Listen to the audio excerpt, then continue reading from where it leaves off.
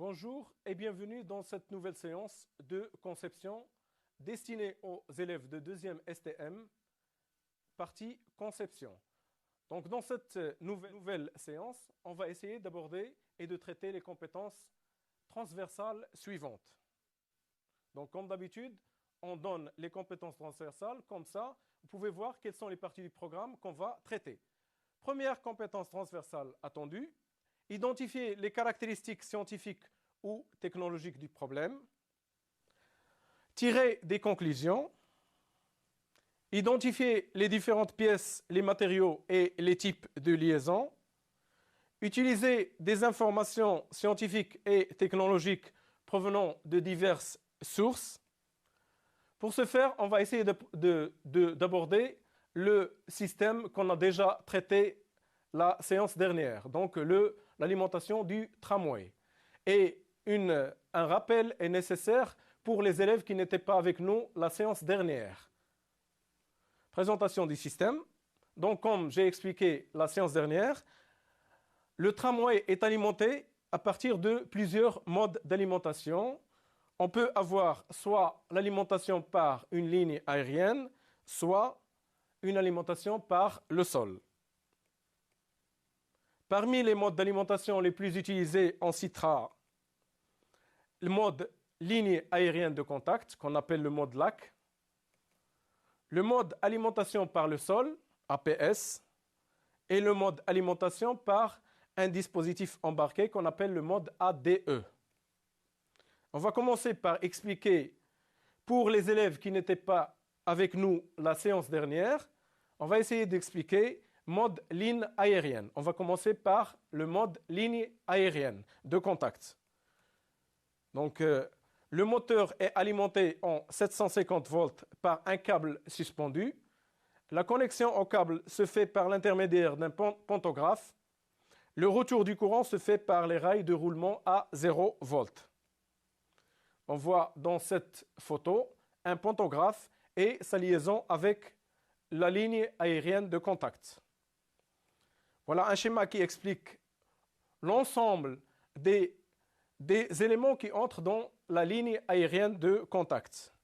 Donc, puisque le câble est suspendu, on a besoin de poteaux pour le suspendre. Donc, un poteau, ou deux, ou plusieurs. On a le pantographe. On a le câble suspendu qui est à un potentiel de 750 volts courant continu. Et on a un rail de roulement à 0 volts. Le deuxième mode, le mode alimentation par le sol. Donc le mode alimentation par le sol, on n'a plus de câble suspendu, mais l'alimentation vient du sol. Le moteur est alimenté comme pour le premier mode, en 750 volts courant continu par un rail segmenté. Donc on a un rail au milieu qui est segmenté, intégré à la plateforme de roulement. La connexion au rail se fait par l'intermédiaire de deux patins frotteurs. Le retour du courant se fait par les rails de roulement à 0 volts. Voilà une représentation graphique qui nous donne le principe de fonctionnement de l'alimentation par le sol. On a une ligne pilote.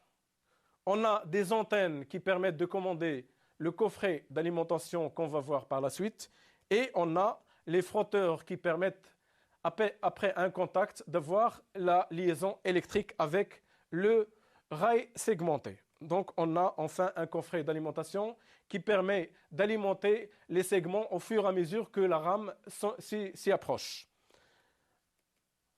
Voilà une autre représentation plus claire avec un tramway et les voies. On voit bien le rail segmenté et on voit bien les parties isolées qui sont les sections isolées. Ensuite, on a un coffret d'alimentation. On voit bien les capteurs de courant et les antennes. Et enfin, on voit les lignes d'alimentation, une pour le 750 volts et l'autre pour le 0 volts.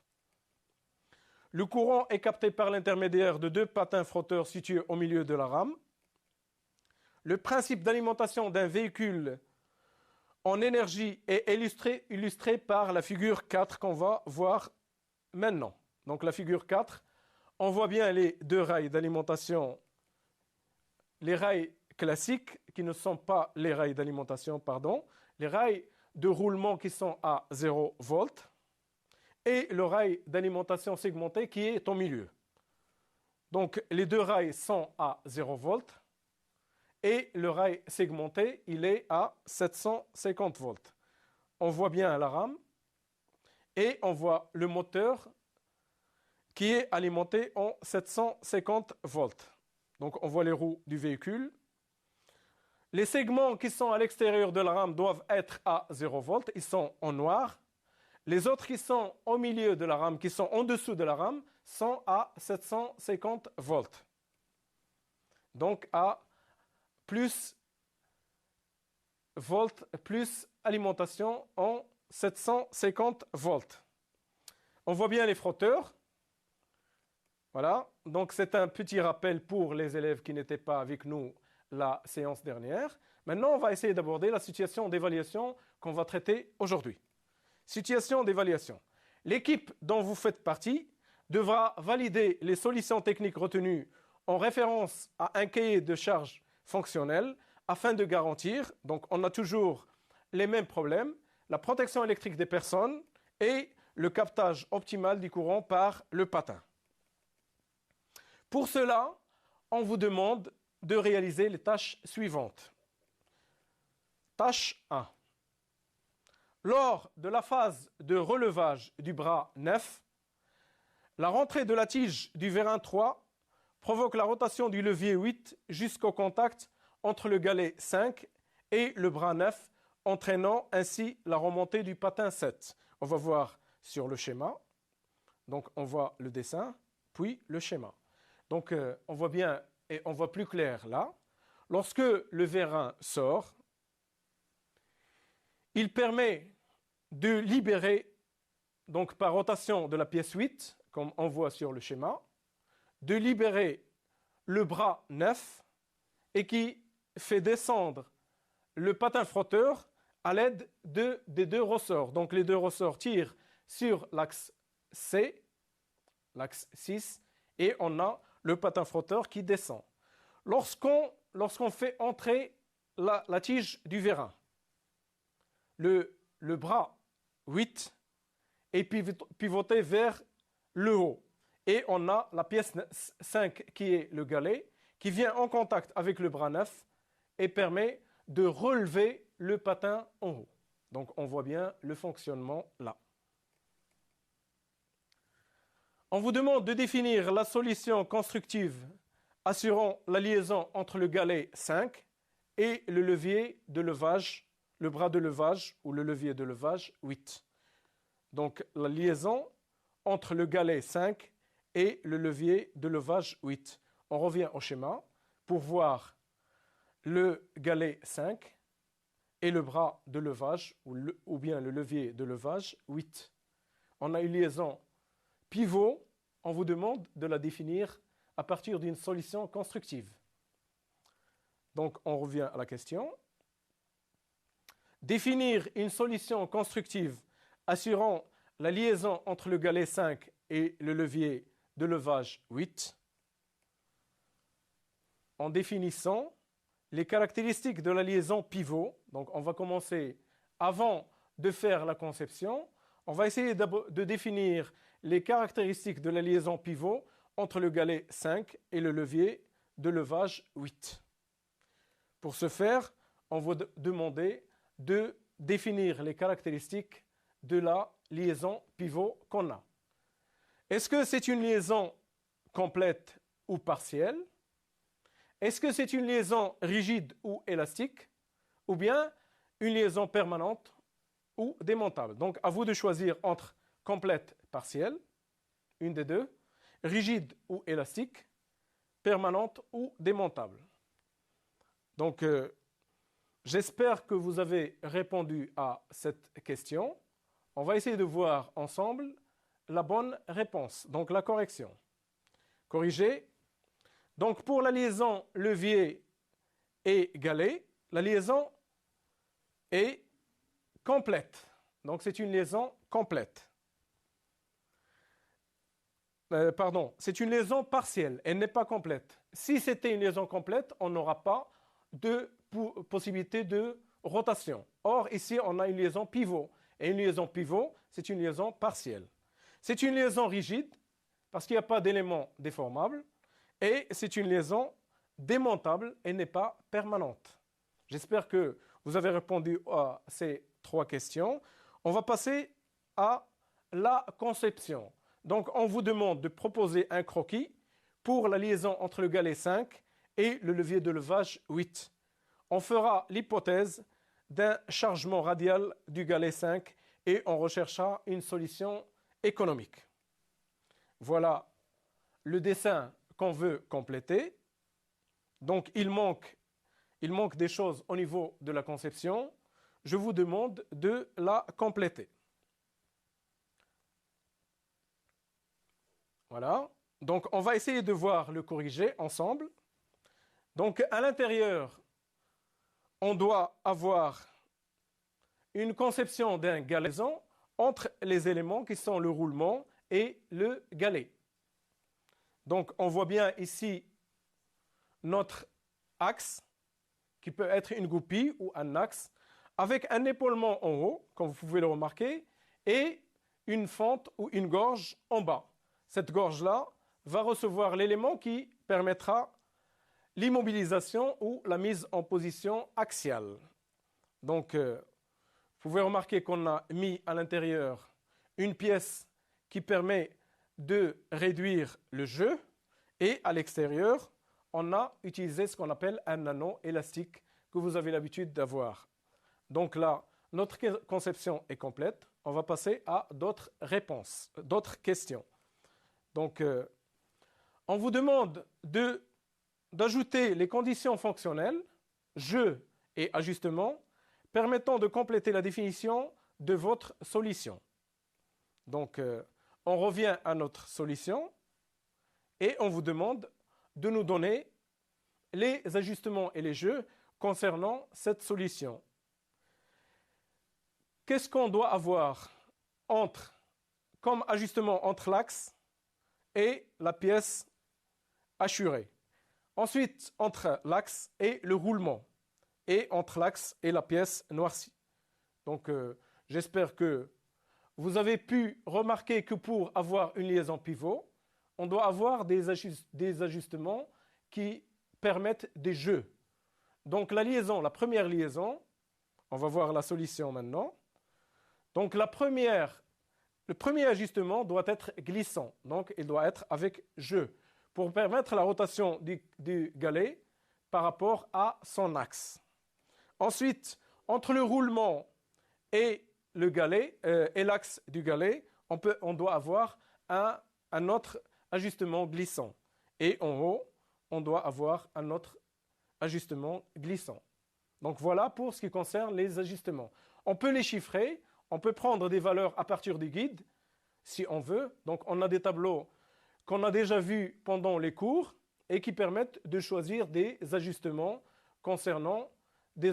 chiffrés concernant les jeux ou les serrages propres à des conceptions qu'on a l'habitude de voir. On va passer à la deuxième tâche. Donc la deuxième tâche, donc dans le cadre du dimensionnement du circuit hydraulique, on a un circuit hydraulique avec des vérins, il s'est avéré nécessaire d'évaluer les paramètres relatifs à certains éléments composant le circuit hydraulique. Donc, on va donner un schéma simplifié du circuit hydraulique. Voilà notre circuit hydraulique. On a un réservoir, on a 2 filtres, on a une pompe et un moteur, et on a un distributeur et un vérin double effet, le vérin B. On a des points qu'on a notés, le point 1, le point 2, le point 3 et le point 4, et on va essayer de voir et de faire des calculs relatifs à la mécanique des fluides ensemble. Les données. La force développée par le vérin est F égale 1000 newtons. Le diamètre du cylindre du vérin est D égale 25 mm. La vitesse de sortie de la tige Vt, elle est égale à 0,2 mètres par seconde. Donc, pour être efficace, je vous conseille de prendre ces données, ou bien d'enregistrer l'émission et de répondre au fur et à mesure aux questions qu'on va voir ensuite. Donc, l'huile utilisée a pour une masse volumique ρ égale 900 kg par mètre cube. Pour la viscosité cinématique, V égale 0,45 Stokes. La pression atmosphérique PA est négligeable devant celle dans le circuit hydraulique pour permettre un calcul plus rapide. Donc, on simplifie les calculs, on néglige la pression atmosphérique. Le rendement de la pompe est mu égale 0,8. La conduite de refoulement entre les points 3 et 4, comme on a vu dans le schéma, donc conduite C3,4, a pour un diamètre DC égale 20 mm et de longueur LC égale 3 mètres, Z3 égale Z4. On se limitera dans cette tâche à la détermination de la pression au niveau de la pompe hydraulique, tout en gardant les caractéristiques dimensionnelles du vérin B. Donc, on vous demande de, premièrement, calculer la pression d'alimentation du vérin en bar. Deuxièmement, calculer le débit volumique QV de la pompe. Troisièmement, en déduire la vitesse VC de l'huile dans la conduite 3,4. Quatrièmement, déterminer le coefficient des pertes de charge lambda en prenant le nombre de Reynolds R égale 143 et VC égale 0,320 mètres par seconde. Cinquièmement, calculer les pertes de charge J3,4 dans la conduite 3,4 en joules par kilogramme. Sixièmement, déterminer la pression de la pompe P3 au point 3 en négligeant les pertes de charge singulières. Donc j'espère que vous allez faire des recherches et on va essayer de voir la correction ensemble. Donc on revoit le schéma qu'on a pour voir clair le réservoir, la pompe et le moteur, le distributeur et le vérin double effet avec les points 1, 2, 3, 4. Corriger. On va commencer par calculer la pression d'alimentation du vérin en bar. Donc on sait et on a déjà vu que P est égal à F sur S. Donc, on va utiliser cette fameuse formule. Donc, P est égal à F sur S. On connaît l'effort qu'on veut développer à partir du vérin et on connaît la section du vérin. Donc, P égale 1000 fois 4 sur pi d carré. Application numérique. 20,4 bar. Donc, on peut la trouver à partir d'une formule en utilisant les unités pour avoir la pression en pascal ou en bar ou en mégapascal si on veut. On passe à la deuxième question, donc le deuxième indicateur relatif à la tâche numéro 2. Calculer le débit volumique QV de la pompe. Réponse. Donc, on a déjà vu pendant le cours que QV est égal à la vitesse fois la section. Donc, QV égale VT fois S piston. Donc, la section du piston. Application numérique. QV égale 0,2 pi d carré sur 4. 0,2, c'est la vitesse de sortie de la tige. Donc, application numérique, QV égale 0,2, multiplié par pi, multiplié par 25 au carré, multiplié par 10 puissance moins 6 sur 4. Donc, QV égale 0,98 10 puissance moins 4 mètres cubes par seconde. En déduire la vitesse VC de l'huile dans la conduite 3,4. Donc, la vitesse VC égale QV sur S conduite. On utilise la même formule qu'on a utilisée tout à l'heure. QV égale V fois S. Donc VC égale QV pi d carré qui sera en bas et le 4 sera en haut. Application numérique. VC égale 0,98 10 puissance moins 4 fois 4 sur pi 20 carré multiplié par 10 puissance moins 6 pour convertir les unités. Donc, on a la vitesse dans la conduite égale 0,312 mètres par seconde. On passe à l'indicateur numéro 4. Déterminer le coefficient des pertes de charge lambda en prenant le nombre de Reynolds R égale 143 et VC égale 0,320 mètres par seconde. Puisque le nombre de Reynolds égale 143, on est dans un régime laminaire. Donc, on va utiliser la formule R égale 64 sur lambda. Donc, lambda égale 64 sur R. Application numérique, lambda égale 64 sur 143 égale 0,447. On passe à l'indicateur 5. Calculer les pertes de charge J34 dans la conduite 3,4 en joules par kilogramme. Réponse. J34 égale, donc la formule des pertes de charge qu'on vous a déjà donné pendant le cours, égale lambda VC carré LC sur 2 DC, application numérique, 0,447 multiplié par 0,320 au carré, fois 3, divisé par 2 fois 0,020, égale 3,43 joules par kilogramme. On arrive à l'indicateur numéro 6, déterminer la pression de la pompe P3 au point 3. Ici, on va utiliser l'équation de Bernoulli entre la zone 3 et 4 avec, comme on a déjà vu, la vitesse VC3 égale VC4 et Z3 égale Z4. Tout ça, on l'a déjà vu au cours des données, avec les données. Donc là, l'équation de Bernoulli se résume à P3 égale P4 plus ρ G34. Application numérique, P3 égale 20,4 10 puissance moins 5 plus 900 fois 3,43. On a P3 égale 20,43 bars. Voilà pour cette séance. Donc je vous remercie de votre attention et je vous donne un rendez-vous pour une nouvelle séance, Inch'Allah.